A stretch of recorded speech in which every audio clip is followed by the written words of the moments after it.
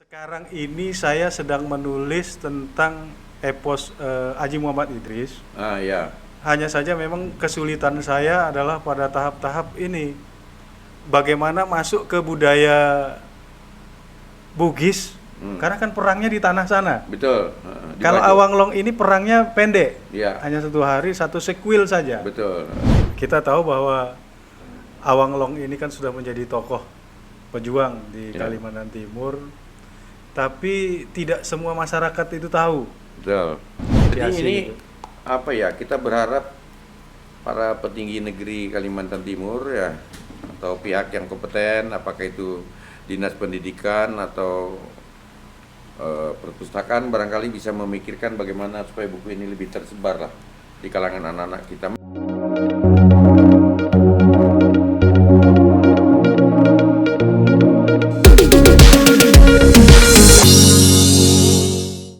Selamat berjumpa kembali kawan-kawan, sahabat-sahabat, teman-teman dimanapun Anda berada, bersama Samarinda Design Hub. Obrolan yang serius-serius tapi santai, santai-santai tapi serius ya. Kali ini kita ketemu dengan seseorang yang beda dengan beberapa tayangan kita yang lalu. Hari ini disebut anak muda sudah relatif tua, tapi disebut tua sebenarnya ini masih muda. Saya dulu mengenal dia bernama Herman Asari Salam, tapi kalau di Facebook Herman Salam ya. Ya. Betul ya, Herman Salam. Jadi nama lengkapnya sebenarnya ada A itu Asari Salam, tapi di Facebook Herman Salam. Beliau ini saya kenal ada dalam beberapa sisi ya. Di sesi satu dia adalah tokoh pendidik, pernah jadi guru, pernah jadi kepala sekolah, sekarang jadi pengawas. Tapi di pihak lain juga adalah seorang sastrawan ya, penulis buku, novelis, bahkan novel yang rada-rada serius. Dan di pihak lain banyak orang yang tidak tahu dia pesilat nih, pernah jadi pesilat ya, Ya, betul ya. pernah juga. Ya pesilat, karena apa? Karena saya tahu karena orang tuanya, ayahnya adalah guru saya ya, Bapak Raden Abdul Latif Salam, betul ya. Luar biasa ini. Dan kenapa kita hadirkan Pak Herman Salam di Samarinda Design Hub? Karena ada sesuatu yang menggelitik saya, yaitu sebuah novelnya yang berjudul, nah ini dia nih, Awang Long Senopati ya, seperti ini ya, Awang Long Senopati. Kenapa saya harus memperkenalkan Awang Long Senopati? Karena Anda tahu misalnya, pahlawan nasional dari Kalimantan Timur itu yang pertama, dan ini baru kali terjadi, adalah Sultan Muhammad Idris ya, yang menjadi nama dari perguruan tinggi Universitas Islam Sultan Muhammad Idris, Universitas Negeri Sultan Muhammad Idris yang dulu kita kenal sebagai YIN. Padahal sebelumnya kita juga sudah mengenal nama Awang Long ini. Misalnya sejak saya kecil, masih umur 4-5 tahun, sudah ada jalan Awang Long di Samarinda, itu tepatnya di samping kantor pos ya, Jalan Awang Long itu. Nah yang kedua ada Batalion Awang Long. Nah jadi setidak-tidaknya ada 2 nama menggunakan nama Awang Long. Satu nama kesatuan di TNI Angkatan Darat, yang kedua nama jalan gitu, jauh sebelum Sultan Muhammad Idris. Nah persoalannya adalah kenapa bisa begitu, ada apa dengan Awang Long? Nah Herman Asari Salam ini tentu ini hanya sebuah novel ya, yang mungkin bukan buku sejarah, tapi kita ingin mengulik seberapa kenal atau seberapa tahu Herman Asari Salam ini mengenal Awang Long. Nah, ceritakan dulu asal muasalnya gimana Mas Herman ini, kok bisa menulis novel tahun 2000 berapa nih Mas Herman? Tahun 2000, Pak. Tahun 2000 ya, 22 tahun lalu sudah menovel tentang Awang Long. Nah, ceritakan latar belakangnya, silakan. Ya, jadi kita tahu bahwa Awang Long ini kan sudah menjadi tokoh pejuang di Ya. Kalimantan Timur, tapi tidak semua masyarakat itu tahu. Betul. Lalu ketika Awang Long ini dulu diajukan oleh masyarakat Kalimantan Timur untuk menjadi pahlawan nasional, maka ada beberapa persyaratan. Ya. Persyaratan diantaranya itu adalah populer dulu. Nah, salah satu untuk mempopulerkan nama tokoh pejuang bisa lewat film, bisa lewat buku fiksi sejarah. Betul ya. Maka ketika saya diundang oleh pemerintah Kabupaten Kutai pada saat seminar tentang pengajuan pejuang nasional itu, salah satu persyaratannya itu populer. Betul. Ketika ini dilakukan ke penelitian ke masyarakat, anak-anak itu sebagian tidak tahu. Betul. Taunya nama jalan. Betul ya. Taunya nama batalion. Nah, mungkin itulah latar belakang yang menggelitik saya untuk menulis. Apalagi yang menulis sebuah epos, sebuah perjuangan itu kan pada zaman-zaman kita dulu itu sesuatu yang sangat menarik sekali. Betul. Itu latar belakangnya. Itu latar belakangnya. Setelah itu, nah kebetulan di Dinas Provinsi Kalimantan Timur itu mengadakan lomba penulisan novel. Saya mengikuti lomba penulisan novel yang kemudian saya ketika juara 1 di tingkat provinsi ternyata itu dibawa lagi ke Jakarta. Lalu berjenjang. Nah, alhamdulillah di tingkat pusat Senopati Awanglong ini berhasil meraih juara 2. Berarti katanya mewakili provinsi. Dibawa ke pusat juara 2 ya? Di nasional juara 2, Pak. Nah, itu pada tahun 2000. Setelah itu novel ini lalu saya bawa pulang. Iya. Karena ketika itu saya melihat bahwa penerbitan pada saat itu di sana itu ya terus terang saya mungkin belakangan hari itu hanya jadi penonton. Betul. Sementara saya ingin akses novel ini lebih besar. Yeah. Makanya setelah kembali ke Samarinda, novel Awanglong ini saya serahkan sama Bang Safril Tehanur, Kaltim Pos. Oleh beliau lalu dengan Galang Pers lalu diterbitkan pada tahun 2002, Pak. 2 tahun setelah itu ya. 2 tahun setelah itu. Ya. Yeah. Alhamdulillah buku ini sampai di Samarinda diterbitkan sebanyak 5.000 eksemplar waktu itu. Yang 1.000-nya dipasarkan oleh Gramedia untuk seluruh Indonesia. Yang 4.000-nya kita sebarkan di Kalimantan Timur. Oh gitu. Ya. Nah, syukurlah. Nah ini sekarang Mas Herman seberapa tahu tentang sebenarnya Awanglong ini? Itu maksud saya itu dia berjuang tahun berapa itu? Itu kan ada cerita sebenarnya walaupun cerita apa ya? Ya, dari catatan Kronik Van Kutai. Iya. Itu dan dalam buku Salasiah Kerajaan Kutai. Iya, Salasiah Kutai ya. Salasiah Kutai itu ditulis bahwa Awanglong ini pertempurannya terjadi di sekitar tahun 1844, Pak. 1844 ya.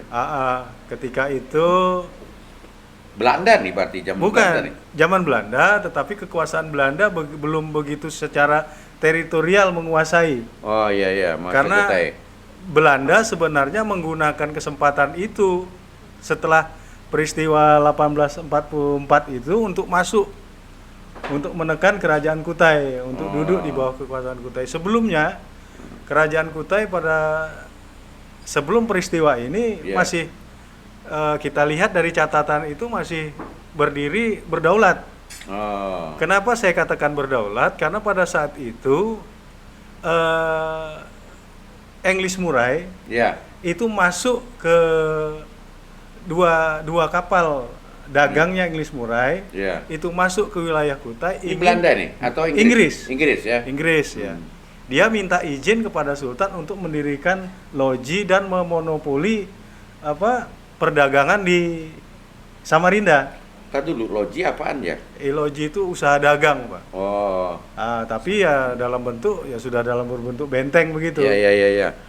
Jadi dia mau buka usaha dagang di sini dan sekaligus membangun ininya ya? Iya, karena dia mau meniru siapa? Yang di Brunei. Kan di Brunei itu ada bangsawan Inggris juga. Yang siapa namanya tuh? James Strong. Ya, itu. Nah, dia ingin seperti itu. Oh. Karena Inggris pada saat itu sangat berkuasa di wilayah Kalimantan Utara. Betul. Jadi dia masuk membawa kapalnya, lalu ingin minta izin kepada Sultan Muhammad Ya. Salehuddin waktu itu. Ya. Ya, dengan arogansinya, dengan menunjukkan kekuatannya, Si Murai tadi. si Murai tadi. Ya. Itu memang Ternyata dengan pasukan dia Pak, kedatang kemari. ya biasanya kan Pak, Ya, ya, ya, ya. bangsa-bangsa asing itu Ya. selalu melengkapi Diri kapal-kapal dengan dagangnya senjata. dengan meriam. Ya. Ya mereka kan memang sudah semboyannya itu mungkin cara dagangnya. Nah ternyata mereka tidak menyangka bahwa mereka mendapatkan perlawanan, perlawanan Dari dari pihak pasukan Kerajaan Kutai. Kerajaan Kutai. Karena berarti kerajaan Kutai tidak mau diajak untuk kerjasama tadi ya. Ya karena yang merasa Kerajaan Kutai kan punya kedaulatan. Ya. Bangsa asing Inggris Murai tadi dengan semena-mena, dengan arogansinya, karena dia merasa kuat Ya. dengan pasukannya tadi. Ternyata hanya dalam peperangan 1 hari saja pasukan Sepangan Raja yang di bawah komando Senopati Awanglong ini berhasil mengalahkan. Senopati Awanglong itu di kerajaan sebagai apa itu? Dia Senopati, Panglima. Oh. Panglima Sepangan Raja. Jadi pasukan Kerajaan Kutai itu namanya pasukan Sepangan Raja. Pasukan Sepangan Raja. Ya. Itu Ya. tentara Indonesia lah kalau sekarang ya. Seperti itu ya. Zaman kerajaan, Zaman tapi dia TNI-nya. zaman kerajaan namanya pasukan Ya. Sepangan Raja ya. Ya, dia memimpin 500 orang pasukan dibantu oleh laskar-laskar dari Bugis, Oh iya. berhasil Betul. mengalahkan. Pada waktu itu berarti Bugis sudah masuk ya. Sudah Pak. Sudah ya, 1844 ya. 1844. Karena Bugis masuk ke Kalimantan Timur ini kan setelah Perjanjian Bongaya tuh Pak. Oh gitu ya. Sekitar 1660-an gitu. Ya. Abad ke-17 itu Bugis sudah masuk sini ya. ya. Dengan pasukan itu, kalau Awanglongnya memang orang Kutai, Kalau Awanglong asli orang Kutai. dia diangkat sebagai panglima ya. Panglima Sepangan Raja. Ya kalau Indonesia kan berarti panglima itu pangap ya, kira-kira seperti ya, panglima begitu kan ya. Kan- Kan karena Kutai itu kan sebuah kesultanan, Ya. sebuah bangsa, ya kan, punya pasukan, punya bendera, punya sistem pemerintahan kan. Ya, karena Indonesia kan belum ada. ya, Ya. ya karena memang pada saat itu kan Kutai ini kan termasuk wilayah yang potensial sekali dengan hasil alamnya. Ya. Sehingga punya bandar di Samarinda. Ya. Pusat perdagangannya di Ya. Samarinda. Nah, itu makanya Inggris itu tertarik, Inggris Murai tadi tertarik untuk mendirikan benteng tadi. Ya, betul Oji aja tadi. itu ya. Dan memonopoli perdagangan. Tentu saja hal ini kan Belum ada batu bara itu ya. belum ada. Batu bara kan Masih- Belanda itu ingat saya. Ya masih sekitar Damar dan Gaharu, Iya. rotan, Atau rempah mungkin kalau ada ya. itu yang Tapi yang jadi jelas komoditas. Damar Gaharu itu ya betul. Dan emas. Emas Emas ya. sudah, Emas sudah sudah. mulai itu. Nah itulah. Nah, Jadi pertempuran itu hanya 1 hari. karena dicerita pertempuran itu hanya diselesaikan 1 hari. Setelah itu karena Inggris Murainya sendiri tewas. Oh, tewas Pada ya? pertempuran itu tewas dia. Terkena tembakan pasukan Sepangan Raja. Lalu kapal ini tadi melarikan diri. Oh, ke Muara. Melarikan diri ke Muara, lalu dikejar. Dikejar oleh pasukan Sepangan Raja. Nah, kebetulan di Muara itu ada kapal Belgia yang kandas Di sana di Muara. Ya. Ya, karena dalam suatu cerita bahwa kejadian itu sore hari, Ya. sehingga pasukan Sepangan Raja yang mengejar ini tadi tidak tahu. Yang jelas di Muara ada kapal layar yang mungkin sama. Nah, lalu itu dikira oleh pasukan Sepangan Raja tadi kapalnya Inggris anak buah Inggris Murai tadi. Lalu kapal tadi dibakar. Yang punya Belgia tadi Yang ya. punya kapal Belgia tadi. Nah, pelaut-pelaut Belgia yang selamat lari ke Makassar. Di Makassar dia melaporkan kepada pimpinan Belanda di Makassar bahwa mereka dirampok Oh, sebutannya oleh orang-orang dari Kutai. Kutai. Tidak lama kemudian maka Belanda lalu menggunakan kesempatan ini. Karena selama ini kan mau masuk ke Kutai ini kan harus cari celah dulu. Ya. Karena pada saat itu kan sistem Kutai ini masih berdaulat. Betul. Sebuah bangsa. Jadi dia harus mencari celah untuk masuk. Ya. Nah, ini kesempatan. Mencari alibi, mencari alasan. Alibi. Lalu digunakanlah kesempatan itu. Jadi Letnan Hope dengan 8 kapal perangnya, diantaranya sudah menggunakan kapal besi, masuk ke Kutai untuk menghukum raja. Makanya di dalam Kronik Van Kutai itu isinya tulisannya adalah menghukum rakyat Kutai yang telah merampok kapal Belgia. Tidak disebutkan bahwa dalam cerita tersebut bahwa ketika perang antara pasukan sepangan Raja Salehuddin tadi itu sebenarnya melawan Murai yang ingin menguasai perdagangan itu tadi. Nah, itu digunakan. Nah, mulai 1844 pada pertempuran itu Belanda berhasil menghancurkan benteng kota Tenggarong dan bersamaan pula Senopati Awalong tewas. Menurut cerita dia kejatuhan tembok benteng pada waktu pertempuran. Lalu pertempuran itu ya. Oh, tewas juga. Ya tewas. Akhirnya Senopati Awalong gugur. Dan dia kemudian dimakamkan di Teluk Bentangis. Mana itu? Bentuk Bentangis itu kalau sekarang itu daerah Sukarame. Hulunya Tenggarong. Iya, daerah Tenggarong. Itu ada kuburannya di situ. Ada kuburannya, saya tahu kuburannya ya. Iya. Dia dikuburkan di tempat kuburan umum saja. Sampai saat ini kalau kita melihat ke sana itu memang agak memprihatinkan. Karena itu sampai saat ini belum dipugar. Hanya seperti pekuburan masyarakat biasa. Dia memang bukan bangsawan kali ya? Dia bangsawan. Loh, kalau dia bangsawan, lo panglima, masa kuburannya dibiarkan begitu? Nah, itulah yang mungkin nanti tugas daripada teman-teman ya bagaimana lah Lestari Cagar Budaya atau mungkin bisa mendata itu gimana ceritanya ya. Tapi di Kutai sendiri, di Kesultanan Kutai dulu ya, Anda tahu, atau sekarang ada tidak kerabat Kesultanan Kutai yang punya catatan-catatan tertulis tentang Awanglong ya? Nah, ini kesulitan kita. Saya pernah didebat juga oleh teman-teman dari Tenggarong bahwa sebenarnya yang memimpin peperangan itu bukan Awanglong, tetapi Sultan Salehuddinnya sendiri, Sultan Salehuddin langsung. Sehingga ada upaya kemarin itu untuk mengajukan Sultan Salehuddin sebagai pahlawan nasional. Nah, itu kita tidak tahu ya karena itu tadi catatan-catatan yang saat ini memang yang kita butuhkan bagi masyarakat Kalimantan Timur adalah bagaimana catatan-catatan sejarah Kutai ini. Karena apa? Beda tipis antara sejarah dengan legenda. Iya betul. Jadi salah sedikit saja kita masuk, dia sudah masuk ke legenda. Iya betul. Sementara kalau ke catatan sejarah ini kan memang perlu catatan, perlu bukti benda-benda sejarah. Setidak-tidaknya naskah lah, naskah itu ya. Ya mungkin untungnya teman-teman dari pihak Diknas itu sekarang sedang berupaya untuk bagaimana mengetengahkan catatan-catatan ini. Kalau melihat tahunnya ya 1844, lalu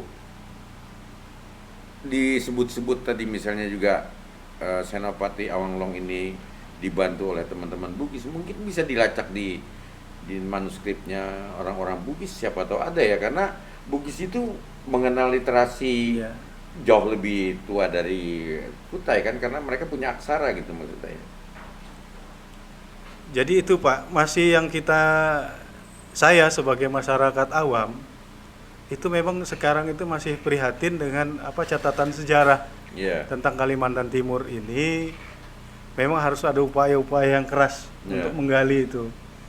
Karena ini contoh saja yang kita kemukakan, matinya Haji Muhammad Idris Haji Ya. Muhammad Idris ini kan sudah menjadi pahlawan nasional. Betul. Masih ada dua versi. Satu versi menjelaskan bahwa dia mati terperosok ke dalam jebakan lobang, jebakan Ya, ya.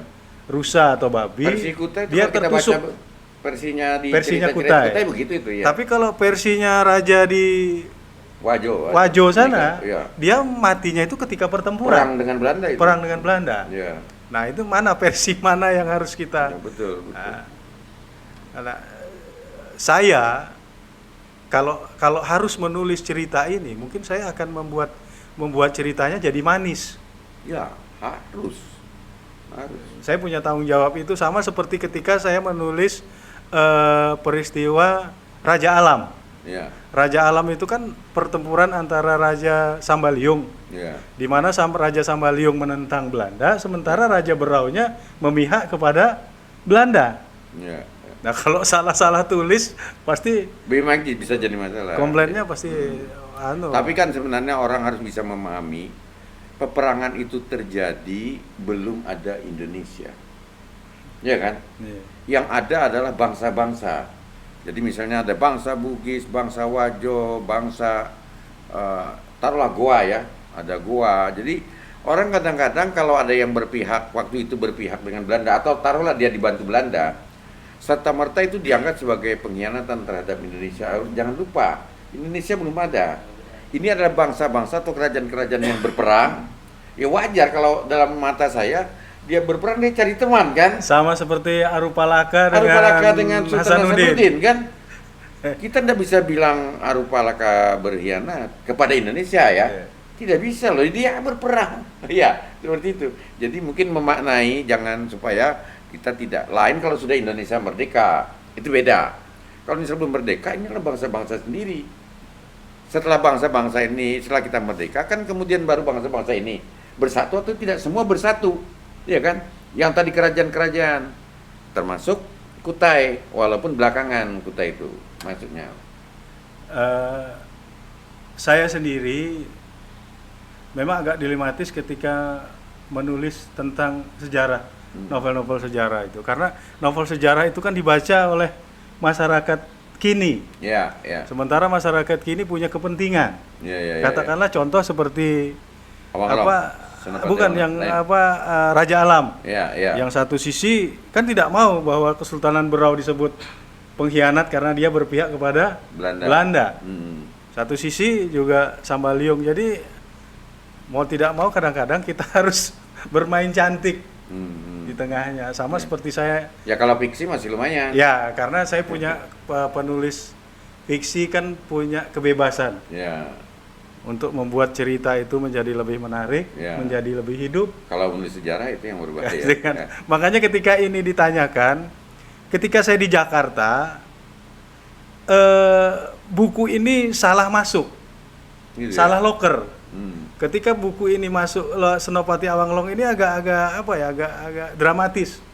Ketika ini masuk di lokernya oleh panitia, dimasukkan ke fiksi, ke non fiksi, Ke non fiksi. ke non fiksi, karena dianggap buku sejarah. Ya. Makanya ketika masuk di non fiksi langsung dibuang, langsung kalah. Oh. Untungnya terbaca oleh salah satu penulis, Ya. kalau tidak salah Ibu Mirawe atau siapa. Ya. Lalu buku ini buku ini tadi langsung diberikan kepada Kori Layun Lampan. Ya, Kori Layun Lampan, ya. Lalu Kori Layun Lampan menjelaskan ini fiksi, Ya, fiksi bukan berlatar belakang non-fiksi. sejarah, ya.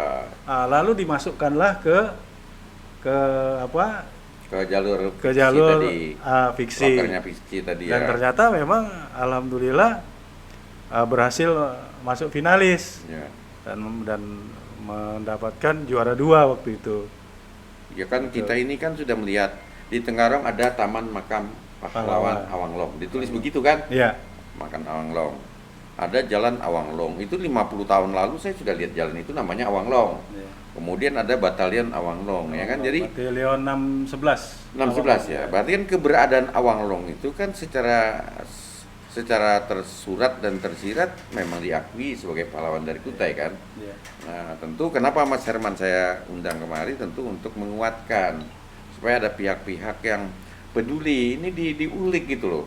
Karena pahlawan itu tidak boleh satu. Memang selama ini Kaltim belum ada kan, Iya. baru Sultan Muhammad Idris. Tapi kan kita punya banyak pejuang. Salah satunya Awanglong kan.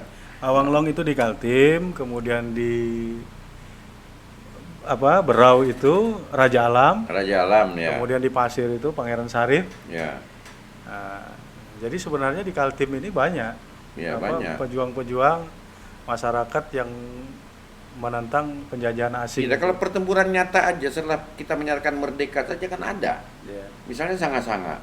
Itu kan jelas itu perjuangan, berapa senjata yang disita, berapa kendaraan yang berhasil dikumpulkan oleh tentara Republik kan banyak. Jadi ini kita berharap yang bisa menyemangati anak-anak lah ya. Tentu memang harus ada yang pandai mengulik sejarahnya Ya. supaya jangan menghindari kontroversial nih. Tapi saya, Mas Herman sendiri waktu menghadapi kritikan, oh kenapa Awanglong lah yang bertempur, kan sebenarnya raja sendiri, gimana cerita jadinya? Jadi saya sih hanya mengatakan bahwa itu bukan tugas saya untuk menjawab. Oh iya, itu tugas Karena sejarawan. saya bukan sejarawan. Iya betul. Saya hanya penulis fiksi. Artinya silahkan Anda berdebat. Kalau mau mendebat novel saya ya tentang karya, mungkin tentang apresiasi sastranya. Betul. Tapi dalam kalau kebenaran- bingkai sastra. Bingkai sastra. Hmm. Kalau masalah kebenaran sejarah, silakan saja. Yeah. Toh ada Pemeo mengatakan bahwa sejarah itu milik pemenang. Betul. Iya. Artinya di sejarah itu ditulis oleh penguasa. Betul. Nah, itu. Makanya kalau kita versi Belanda pengkhianat semua itu. Iya. Orang Indonesia ya kan ya. Saya mungkin tugas saya sebagai penulis atau katakanlah mau disebut besarnya itu sastrawan, ya saya hanya menulis, mengungkapkan ini loh ceritanya. Mungkin saya tidak berani terlalu masuk terlalu ke dalam. Kalau karena- ceritanya secara singkat saya belum baca nih. Secara singkat gimana sih ini ceritanya? Jadi ceritanya di tahun 1844 Oh, pakai tahun-tahun juga nih waktu tahunnya ada, ceritakan tahunnya ya? jelas. Karena di Kronik Van Kutai memang tertulis jelas. Oh, gitu ya? 1844 English Murray dengan dua buah kapalnya, Dua buah kapal dua ya? buah kapal masuk. Ada disebutkan anunya enggak, jumlah rombongannya? Ada disebutkan lengkap itu ada. Kemudian kalau yang satu kapalnya di bawah kaptennya ada, nama kaptennya lengkap Nama ada ya? disebutkan. Mungkin saya sudah lupa siapa di anus itu. Dan disebutkan pada saat itu masuk karena tertarik ingin Pedagang. menjadi menguasai perdagangan, Iya. monopoli dan sebagainya. Nah, dia lalu minta izin, lalu masuk. Hmm. Ketika menghadap Sultan dengan arogansinya bangsa asing kan, Iya. merasa mereka lebih. Nah, dengan kekuatan senjata dan sebagainya ya mendikte Sultan Muhammad Salehuddin untuk Waktu itu Sultan Muhammad Salehuddin ya? Salehuddin ya. Itu Itu Sultan kedua. kedua ya? Sultan kedua di Kutai. Yang menggunakan nama Sultan kan? Ya, nama Kalau Kutai. rajanya kan mulai Haji Batara Muda Jadi setelah Bugis masuk kan mulai Haji Muhammad Idris, Iya, itu iya. kan sudah Islam itu. Ya. 1673, kemudian masuk si anaknya lagi Sultan Sulaiman kalau tidak salah, itu lanjutkan oleh itu nama lain daripada Haji Imbut.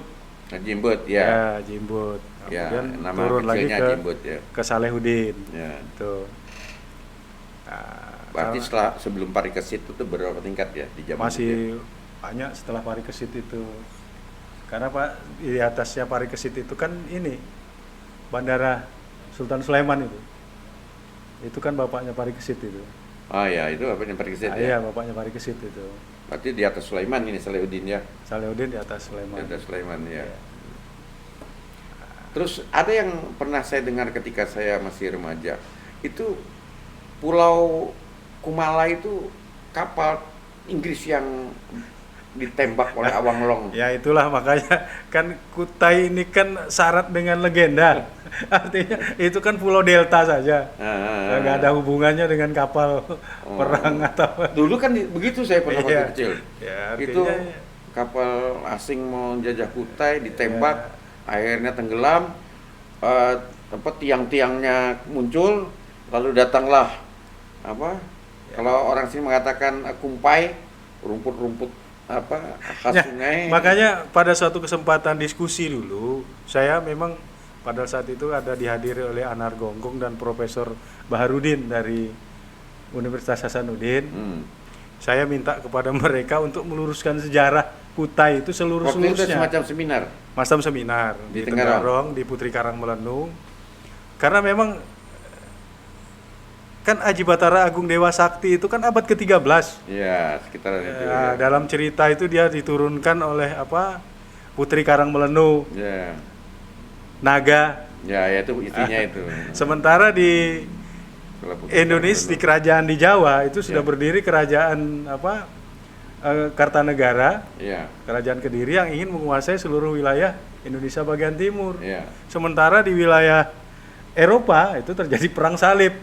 Makanya pada waktu yang sama hanya tempat yang berbeda. Yang satu masih dilahirkan dari Kayaan. dari lah. Ya. Kayangan.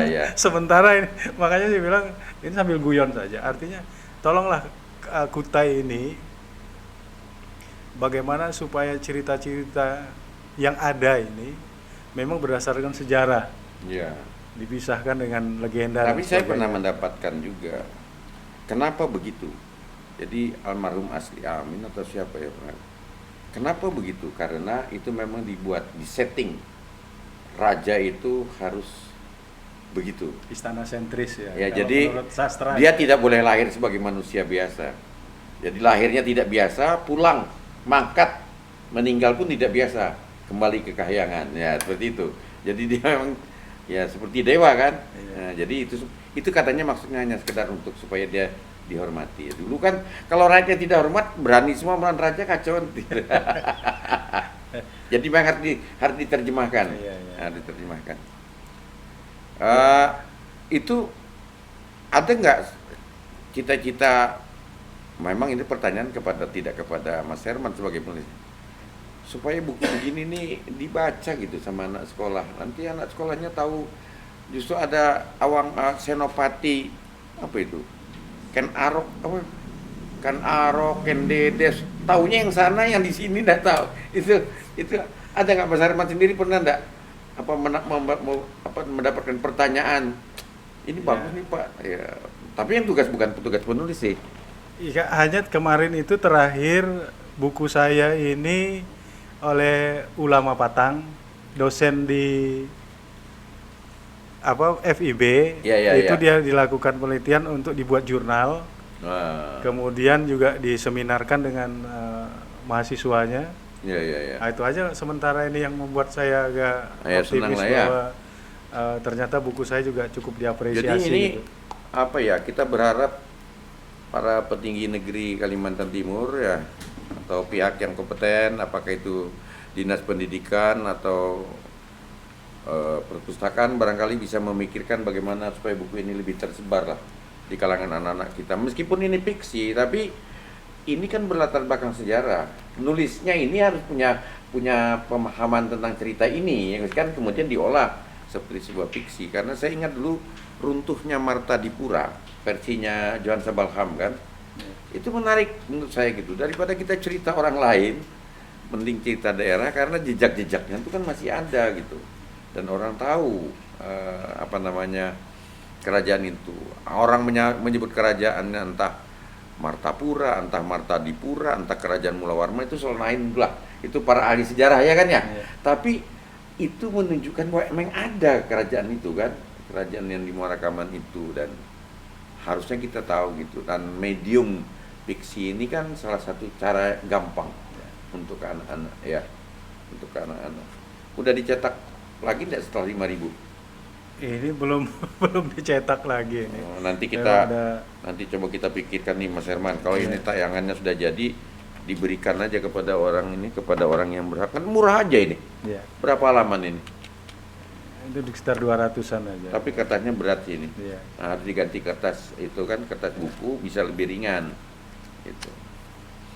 Supaya bisa tersebar lah. Saya sangat apresiasi lah. Ya. Mas Herman sendiri punya cita-cita lagi tak untuk nulis yang serupa gitu? Misalnya Raja Alam. Saya untuk Raja Alam sudah saya tulis, Sudah dan tulis? juga menang di Jakarta. Sudah dibukukan? Itu tahun 2005 sudah dicetak. Malah yang nyetak Intan Pariwara. Oh, penerbit. Yang Penerbit banyak Intan yang Pariwara, buku. dan itu kemarin di proyek perbukuan nasional malah beredarnya. Oh. Ya, alhamdulillah saya masih dapat royalti dari situ. Oh, banyak itu Ya, kalau tersebar di iya, sana. karena dia diterbitkan oleh Intan Pariwara. Setebal ini 2000. juga. Lebih tebal lagi. Lebih tebal ya? Karena memang peperangan Raja Alam ini lebih dipersiapkan. Iya kan? Dan catatan sejarahnya Ya, banyak. catatan sejarahnya lengkap. Karena di kelompok mohon maaf ya, Saya dapat dari Pak Nuh dulu. Pak Nuh. Pak Nuh ya, yang beliau dulu. Orang Berau. Orang Berau. Orang Berau. Ya. Iya, itu bapaknya Pak Ahmad Awarsa, Kepala Dinas Pariwisata daerah ini. Ya. Kalau enggak bapaknya kayaknya saya lupa itu, tapi hubungannya itu. Nah, sekarang ini saya sedang menulis tentang epos Haji Muhammad Idris. Ah ya. Hanya saja memang kesulitan saya adalah pada tahap-tahap ini. Bagaimana masuk ke budaya Bugis, karena kan perangnya di tanah sana. Betul. Di Kalau Bajo. Awanglong ini perangnya pendek, Iya. hanya 1 hari, 1 sequel saja. Betul. Kalau Muhammad Idris itu Muhammad lama. Idris ini terlalu panjang. Iya. Saya harus masuk ke wilayah-wilayah Iya. yang berat. Dan penulisnya kalau mau bagus yang harus pergi ke sana. Ya, Saya baca-baca itu kan Kesultanan Paniki sebenarnya. Ya. Paniki itu bagian dari Wajo memang. Paniki ya. Kemudian juga kenapa sih yang kedua? Saya juga ingin mempelajari kenapa Bone itu memihak pada Belanda pada saat itu. Jangan disebut Bone mihak Belanda, yang berperang itu Bone. Iya, Bone. Belanda penyokong. Ya. Bukan itu memihak, bukan makanya- Belanda yang berperang kan? Oh, bukan benda. Nah, itu kan harus kita ketahui itu secara lengkap. Ada alasannya gitu Ala ya, supaya detail. paham ya. Ya, karena itu tadi, karena kita khawatir nanti pembaca kalau maupun protes itu protes tipis-tipis saja lah. Iya. Jangan terlalu dalam, Makanya bermainnya di fiksi. bermainnya di fiksi. Kalau- tapi kan harus mengenal Iya. serta detail, ada budayanya, Iya. antropologinya atau Iya, iya, apanya. Kemudian alasan-alasan mengapa ini kok Iya. berpihak ke sini, ini kok berpihak ke sini. Iya, itu salah satu yang dihadapi penulis fiksi berlatar belakang sejarah itu memang kalau kemudian ada muncul kontroversi. Iya, itu Tapi penelitiannya selalu harus berkelit lengkap. gampang ya. Tadi Iya. berkelitnya. Tapi kan nggak juga bisa berkelit kalau fatal betul anunya. Nah, itu mungkin beratnya agak di situ. Kalau di Pasir tadi siapa? Kalau di Pasir itu Pangeran Sarif. Pangeran Sarif. Ya, walaupun awalnya Pangeran Sarif ini berkhianat juga. Karena dia yang menjual Kesultanan Pasir kan. Begitu ya. Iya, karena ada sesuatu hal akhirnya Tapi dia kan ada balik memberontak. nama kesatuan tentara di Kaltim namanya Aji Natakusuma. Haji Natakusuma itu nama lain dari Raja Alam. Oh, Raja lah. Iya, Oh. Korem. Iya, Kalau Korem kan. komandan Koremnya kan Alam Haji Natakusuma itu nama yang diambil oleh Korem. Iya, Korem kan kemudian Iya, pakai Kalimantan itu. Timur, ya. Raja Alam digunakan di rasanya di utara. Di utara ya. Batalion yang juga pakai Raja ya Alam. nama Raja Alam. Kapok nulis? Ya. Kapok nulis fiksi berlatar sejarah? Ya, ini sedang menulis Oh, ini. sedang ya, jadi menulis. dia tidak ada Mudah-mudahan kapok-kapoknya aja saya punya kekuatan mental untuk berani melemparnya, karena kalaupun sudah jadi, kalau tidak ada keberanian untuk mengeksposnya, Iya. ya itu tadi masih ada ada persoalan batin. Iya. Sekarang pertanyaan gini, Mas Herman. Mas Herman sadar nggak bahwa anak-anak milenial itu selain dia masih suka sejarah, tapi dia juga senang yang bergambar, visual. Kalau perlu filmnya gitu ya, karena beda banget anak milenial dengan generasi kita yang sangat tekstual gitu. Ada nggak pikiran untuk menjadikannya sebuah cerita fiksi bergambar gitu, supaya lebih diterima oleh anak milenial? Ya, artinya kita kan punya tugas masing-masing. Ya, mungkin siapa Ramadan? Ya. Itu kan sudah menulis tentang sanga-sanga. Oh iya, sangat-sangat ya. Itu kan sangat menarik. Nah, ini nanti kita lempar aja ke Kalau ke dia mau Ramadan. ngurus saja ini Ya, versi ini silakan. dijadikan Iya. dalam bentuk Bentuk visual ya, visual, menurut iya. cerita kalau bergambar. Apalagi sekarang kan Tinggal diganti naskah oleh Herman Assalam, gambar oleh ilustrasi oleh siapa Iya. gitu kan, betul ya? ya, artinya saya keyakinan bahwa kita masing-masing punya pasar lah. Iya. Biar bagaimanapun terjangan dari Ya dunia visual lah sekarang di ini kan. visual itu, tapi masih ada kok orang-orang yang suka baca, Ada. yang masih asik dengan buku. Iya. Buku dengan apapun membaca. sekarang kan kadang-kadang apa namanya ya, versi digitalnya ada, Digitalnya tapi juga ada. tidak menghilangkan Iya. buku dalam bentuk cetak kan. Artinya ya seperti Pak Safrudin lah, Ya. yang menulis cerita bersambung Ya di Facebook. di Facebook itu menarik gitu. Ya. Ya itu karena itu orang ada kerjaan kan. Punya harapan untuk apa? Entah untuk masyarakat atau untuk pemerintah. Saya tetap optimis. Artinya mungkin kegiatan menulis ini kan bagian kegiatan saya. Kalau orang bilang tuh passionnya ada lah. saran buat pemerintah atau pada masyarakat? Ya artinya kalau pemerintah ya bagaimanalah tanggung jawab mereka untuk menggaungkan, mengangkat lagi dunia baca, literasi ini lebih dikenal Iya, padahal bagus masyarakat. juga kalau cerita begini kemudian jadikan pentas sepanjang 90 menit ya. Kalau ada seniman yang membuat begitu kan cakep tuh. Kalau cerita-cerita Wanglong ini sering juga diangkat oleh